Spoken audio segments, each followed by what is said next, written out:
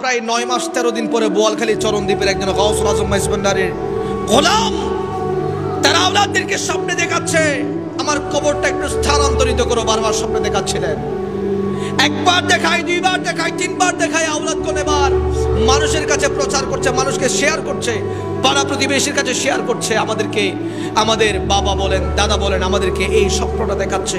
I রে live দেখতেছি আর চিন্তা করতেছি মানুষটা কেমন ছিলেন, মুনিবকে কেমন করে রাজি করেছে, আমার গাউসুল আজম মাইজভান্ডারিকে কেমন করে রাজি করেছে। সুবহানাল্লাহ, কেমন গোলাম ছিলেন, কেমন গোলাম বনে গিয়েছেন। আমি লাইভ দেখতেছিলাম, খবর কুটতে কুটতে কুটতে কুটতে দেখা যায় যখন গাছের ঢাকনিটা যখন খুললেন মনে হচ্ছে এখন শুয়ে আছে। সুবহানাল্লাহ, সায়েন্টিফিক ব্যাখ্যার মধ্যে বিজ্ঞানীরা বলছে একজন মানুষ যখন মারা যায় 3 দিনের মাথায় বান্দাটা ফুলে যায়, 1 সপ্তাহের মাথায় ফোলাগুলো কমে যায়, 10 দিনের মাথায় চামড়াগুলো শরীর থেকে পড়ে যায়, আস্তে আস্তে শরীরের সব জোড়া খুলে যায়, শুধুমাত্র হাড়গুলো ছাড়া কিছু পাওয়া যায় না। 1 বছরের মাথায় হাড়গুলো চলে যায়, মাটির সাথে মিশে যায়।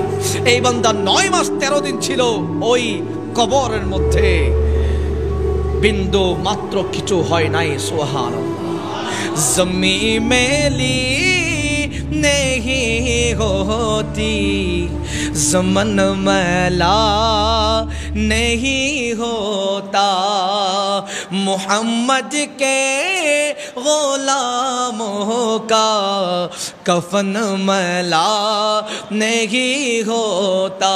सुभान अल्लाह। ওই বান্দা সবাইকে মেসেজ দিয়েছে, বোয়ালখালীবাসী নয় পৃথিবীবাসীকে জানিয়ে দিয়েছে আল্লাহর ওলিরা তো মাজারে পাকে জিন্দা। আরে আল্লাহর ওলির কথা একটু পরে বলি, আমি তো আল্লাহর ওলির গোলাম, আমি আল্লাহর কাছে আল্লাহ আমাকে এমন ভাবে কবুল করে নিয়েছে, ওই কবরের মধ্যে আমি এখনো যেমনই ছিলাম তেমনই আছি। সুবহানাল্লাহ।